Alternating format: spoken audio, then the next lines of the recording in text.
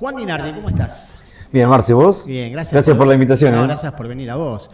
Bueno, vos sos licenciado en psicología y en la Argentina hay una ley de salud mental, que 26.600 y pico, no me acuerdo el número. 26.657. Ahí está, por ahí era. Que ahora el Estado está queriendo tratar de modificar en algunas cosas que son bastante importantes, cambiando un poco el paradigma de cómo se venía trabajando hasta ahora. Y bueno, está todo esto en discusión, creo que lo va a tratar el Senado esta semana, y hemos visto que las asociaciones de psicólogos han puesto alguna queja sobre esto, ¿no? Como que la ley, en vez de ayudar o de mejorar, sería todo lo contrario, algunas cosas se irían para atrás. Contame un poco cuál es tu opinión. Bien, a ver, un poco lo que está pasando es que se quiere hacer una reforma de la ley.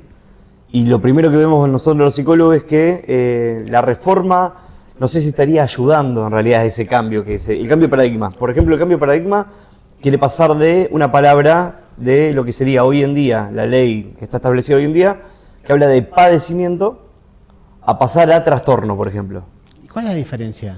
Y la diferencia sería diagnosticar algo más directamente y estar más enfocado en el enfoque médico.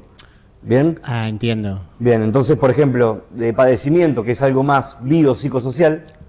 Cuando digo biopsicosocial, hay un encuentro entre lo médico, que es lo bio, lo psicológico, lo psico, y lo social, que es las trabajadoras sociales y la terapista ocupacional. Un equipo interdisciplinario. Ajá. Que hoy en día, la ley de hoy en día es la que contempla todo eso.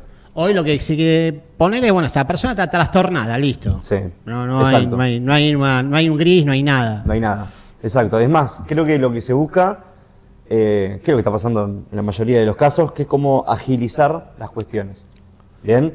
En esto de padecimiento a trastorno. Yo te diagnostico, agilizo la cuestión, entonces la idea es como empezar a volver un poco al modelo anterior, que sería la apertura en neuropsiquiátricos. Ajá. A diferencia de hoy en día, que hay algo más comunitario armado, por ejemplo, casas de medio camino, Sí. ¿bien? Hospitales que de por sí tienen habitaciones que pueden mantener a personas a través de la salud mental, ¿bien?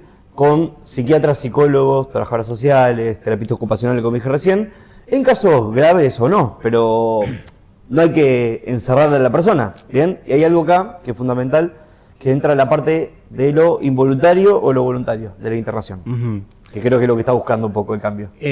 Claro, hoy lo que se está buscando es que sea voluntario. Que sea ¿Voluntario? voluntario, o sea, en realidad... Perdón, voluntario el alta, me parece. El enfermo puede pedir el alta, Claro. pero hay siempre un equipo médico que si dice que, bueno, no, la patología es peligrosa, no se la podemos dar, eso Exacto. se seguiría. Exacto, en realidad es como que se cambia de la parte voluntaria a que sea completamente involuntario. Y la internación al revés, me parece, ¿no? Sí, Tiene la que ser internación. el propio enfermo o el propio afectado, no la familia, por ejemplo, ¿no? Exacto, y ahí como que, a ver, lo que se pierde un poco, creo que con la reforma de esta ley, es la parte de los derechos. Ah, Creo que volvemos un poco a que cada cambio, siento yo, ¿no? Que cada cambio de hoy en día de la reforma de las leyes es una pérdida de algún derecho. Por ejemplo, acá hay una pérdida del derecho de la persona misma. ¿Bien? A ver, entendemos que se hablaba antes de riesgos a terceros, Sí. ¿no? Puede haber riesgo a terceros, se entiende, pero hoy en día queda todo en manos del psiquiatra. Que el psiquiatra decida completamente sobre la persona, ya ni la familia ni la persona misma, ¿se entiende? sí. Porque si hay un riesgo a terceros, se tiene que, hablamos de encierro, ¿no? Encerrar a la persona a través de este diagnóstico que hablé antes. Entonces, se va más a la parte más patológica. Se olvida, vuelvo a lo mismo, los derechos, la parte más comunitaria creo que hace la salud mental. Como vos dijiste, antes estaba esto de los neuropsiquiátricos, Sí. El más famoso es el Borda, por supuesto, Sí, ¿no? exacto. Creo que hay uno de mujeres, no me acuerdo cómo se llama, pero Moyano. el Moyano, que es de mujeres, donde las personas iban a parar ahí. Sí. Y después se instrumentó todo esto del tratamiento ambulatorio que vos decís. Sí. ¿Qué beneficios trae eso? O sea, ¿qué le pasa a una persona cuando la meten en un neuropsiquiátrico sin ser un caso grave, como el que Sí, vos decís, obvio, ¿no? obvio. ¿Y qué diferencia hay con este sistema que estaba hasta ahora, ¿no? De Sí. poder tratarlo Mirá, ambulatoriamente. estaría bueno quizás explicar un poco la diferencia entre la neurosis y la psicosis, por ejemplo, Sí, ¿no? buenísimo. Bien, quiero partir de esa base Bien. para que se entienda. La diferencia, y voy a hacerlo medio burdo, un poquito más criollo para que se comprenda también, porque si no, quizás con algunas palabras es medio complicado. La diferencia entre neurosis y psicosis es que los neuróticos sería lo llamado normal, que no me gusta decirlo así, pero para que se entienda, y la psicosis lo que llamarían locura. ¿Bien? Sí. La diferencia entre una y otra es que la neurosis puede fantasear. Nosotros, por ejemplo, como personas, seres humanos, fantaseamos cosas. Ah, me quiero ir de viaje a tal lado. Me imagino que cuando voy de viaje a tal lado quiero ir a conocer tal lugar. Me gustaría tomar un café en tal lugar. Fantasía. Fantasía. La psicosis no. La psicosis directamente va al delirio, delira. Y vive a través del delirio. ¿Se entiende? Nosotros vivimos a través de la fantasía. Y eso genera nuestros deseos. La persona delira y vive una realidad delirada, ¿bien? A diferencia de nosotros que vivimos una realidad fantasiada. Entonces, la diferencia entre una y otra se da acá, en el delirio. ¿Por qué digo esto? La mayoría de las personas que se la trabaja a través de lo que sería la psicosis, que es esquizofrenia, ¿no? Diferentes tipos de psicosis que vemos, la más común la esquizofrenia, en estos lugares neuropsiquiátricos es más la medicación, ¿bien? Que se usa. La medicación viene a tapar el delirio. Ajá. ¿Se entiende? Sí, perfecto. Bien, a bajar el delirio. Si yo a vos como persona neurótica te doy una pastilla para taparte tu fantasía, ¿cómo haces para vivir? Claro, obviamente. Sí, se complica. Es complicado, ¿no? O sea, ¿qué hacemos? O sea, somos seres que nos levantamos, hacemos lo que hay que hacer y listo. Lo otro no hace vivir, que fantasear un poco, porque si no es medio complicada la vida. ¿Bien? Ajá. Entonces, en los neuropsiquiátricos, yo no estoy en contra de la medicina, para nada. O sea, no, todo lo contrario, creo que es fundamental, pero creo que los neuropsiquiátricos a veces lo único que se ve es que se tapa lo que sería, como dije antes, entre padecimiento y trastorno, es tapar el trastorno con un medicamento, y la persona literalmente deja de delirar, deja de vivir, porque el psicótico vive a través del delirio. Claro, es su vida, claro. Es su vida. Ahora, ¿cuál es la diferencia entre que una persona necesite un psicólogo y un psiquiatra? ¿Cuál Bien. Es el hilo que te hace esa frontera? Por ejemplo, la enfermedad misma. O sea, la enfermedad misma precisa de, nosotros por ejemplo en terapia, trabajamos con, la mayoría son neurosis, lógicamente, diferentes, la neurosis son muchas, no es una sola, es muchas. Cuando alguien ve, algún psicólogo ve dentro del tratamiento que hay algo que se está desvariando, ¿bien? Cuando digo desvariando, se empieza a escuchar voces, claro. Hay delirio de por medio. Ahí, por ejemplo, hablo de psicosis directamente, ¿no? Se trabaja con el psiquiatra de por medio. Se arma un equipo interdisciplinario, psicólogo-psiquiatra, uno se lo lleva, uno lo ve una vez por semana, o 2 veces por semana, depende, y el psiquiatra medica. Esa es la diferencia. El psiquiatra puede medicar, el psicólogo no. Después también uno va al psiquiatra por diferentes tipos de cuestiones. Depresiones, que es una enfermedad también, ¿bien? Hoy en día se está medicando mucho la ansiedad también, los trastornos de ansiedad, ¿bien? Lo que se llama trastorno de ansiedad. No es que solamente a través de la psicosis hay que medicar, el psiquiatra también medica ansiedades, como dije recién, depresiones, otros cuadros clínicos. ¿Cuándo se interviene a través del psiquiatra? Cuando uno en terapia ya no puede sostener la cuestión, ¿bien? Entonces se ayuda con un medicamento. La idea del medicamento no es que sea de por vida, el medicamento viene a aportar algo en algún momento hasta que baje un poco esa enfermedad, por así decirlo, y uno después en terapia lo sigue llevando. La idea es que el medicamento arranque en un punto y vaya descendiendo. Claro, hasta sacarlo. Claro. Hasta sacarlo. Volviendo a la ley, en otras épocas se le llamaba loquero. La gente medio que cuando había una persona con este tipo de trastornos trataba de alejarla, ¿no? La metemos en el Borda y, de hecho, yo tuve un tío muchos años en el Borda viviendo, ¿no? Después lo que se quiso hacer es incluir, pero, por ejemplo, ayer hablábamos con el intendente de San Antonio de Arico y nos decía que a ellos les cuesta mucho cumplir esta ley que hay ahora, sí. Porque ellos tienen habitaciones preparadas, pero, por ejemplo, no puede tener una consigna policial porque no está detenido, no se lo puede dejar no circular. Y hay casos que son complicados. Bueno, en Arico, sí. Usted habrá sabido que hubo hace pocos días un hecho ahí de violencia con una persona que estaba enferma, ¿no? Y también estoy pensando en casos que trascendieron a la prensa, el caso de Melo Pettinato, por ejemplo, ¿no? El caso del policía acuchillado por un esquizofrénico creo que en la Avenida Libertador. Sí. ¿Cómo se busca un equilibrio con eso, no? Porque Bien. también hay dejar personas en la calle Sí. que son un peligro para la sociedad es complicado, ¿no? Exacto. Yo ahí lo que pienso es que, como dije al principio, se piensa en una reforma y yo me parece que lo mejor es reforzar en vez de reformar. Claro. Si vos me haces una reforma para encerrar gente, querés agilizar, como dije antes, la cuestión. No sé si es una solución eso. Si yo te refuerzo los equipos interdisciplinarios y médicos, psicológicos, sociales, lo biopsicosocial que dije antes, es algo que se puede sostener, por eso está armada la ley. Si yo refuerzo con los profesionales, le pago lo que le tengo que pagar al profesional, le pago al policía que tiene que hacer la guardia en el lugar, refuerzo, pongo más gente, Sí. hay Sí, una ventana de mejora, sí, sí. Claro, hay algo destinado económicamente que puede en realidad reforzar la cuestión. La ley se cumple. La ley creo que se reforma por una cuestión de agilizar. En cambio, me parece que la idea es mantener la ley que tenemos y reforzarla. ¿Por qué no se cumple? Porque no se está reforzando. Ujú. Bueno, también lo que no se pone la mirada mucho, se pone la mirada mucho en el enfermo, pero no en la familia del enfermo, que también es Sí. complicado. Me acuerdo la madre de Chano, por ejemplo, Sí. quejándote de eso, ¿no? Que ella no podía internar a su hijo porque no se lo permitía la ley, ¿no? Exacto. Cuando a veces es necesario que intervenga un tercero, una madre, un padre, un hermano Sí. para esto, ¿no? Sí, yo creo que en esos casos estaría bueno algunas reformas, por ejemplo, en eso que tenga que ver con la familia, estaría bueno. ¿Bien? Yo creo que la ley se tiene que reformar en algunas cuestiones.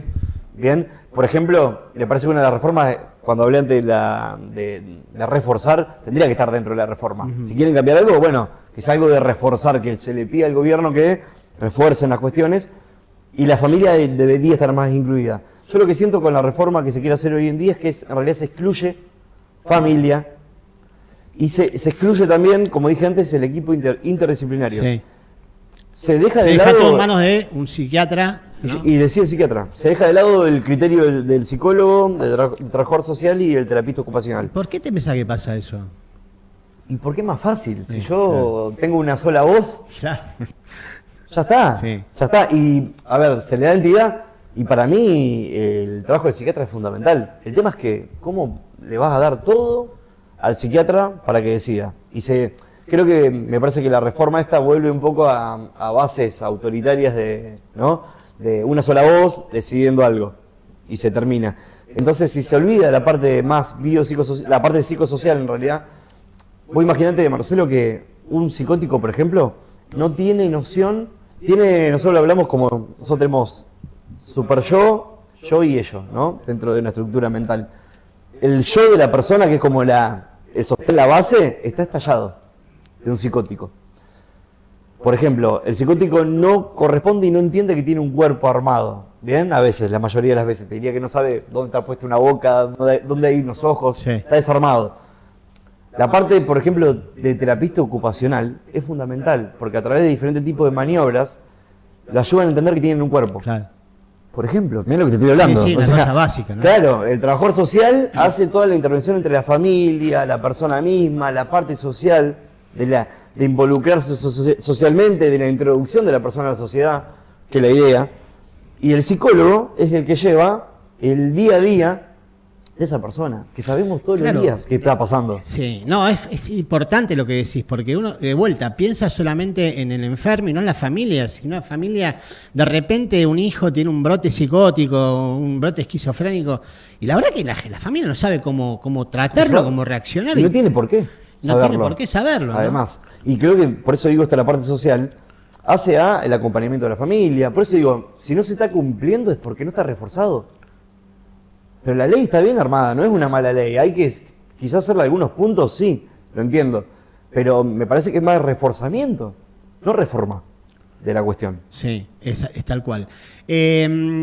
No, estaba pensando también en que también es difícil si no hay inversión, como vos decís, Sí. poder hacer todo esto, ¿no? Es decir, necesitas una inversión del Estado importante.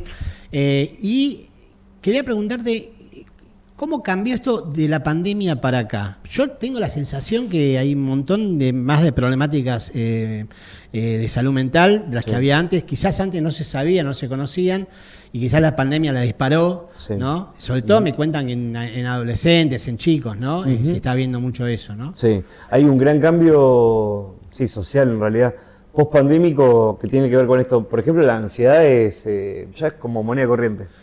A definirme la ansiedad, ¿cómo sería? Y ansiedad sería todo aquello que una persona en otro momento no sobrepensaba ciertas cosas, por ejemplo. Hoy en día hay un sobrepensamiento, ¿bien? De las cosas. Eso te lleva a tener ansiedad, por ejemplo. Sobrepensar las cosas. ¿Para qué quiere sobrepensar uno? Porque el riesgo de la vida misma, que es, yo apuesto, no sé si va a salir bien o va a salir mal. El sobrepensamiento, la idea es que yo no pierda nada, trate de ganar siempre. Tal cual. Me genera más ansiedad. Por ejemplo, el tener que proyectar algo. ¿Bien? Proyectar algo me hace sobrepensar la cuestión. Sobrepensar la cuestión me hace querer vivir un tiempo en el que no vivo. La ansiedad es eso. Vivir un tiempo en mi mente que no vivo, que no es el presente. Bueno, me imagino que los jóvenes están muy expuestos a eso, ¿no? Sí. Y creo que la ley también lo está medio dejando un poco de lado porque si hablas con los docentes te cuentan que los gabinetes en los colegios no existen y a veces la escuela es el disparador o es donde se afloran todos estos problemas. De hecho, me lo han dicho muchos docentes, ¿no? Que muchos problemas se empiezan a ver en la escuela, no en la casa, sino en la escuela, pero necesitas un equipo para eso, ¿no? Que hoy no existe eso, ¿no? Exacto. Imagínate que el niño hoy en día pasa ¿cuántas horas en la escuela? Y casi todo su día, claro. O sea, se levanta, va a la escuela directamente, ¿no? Ahí arranca su día.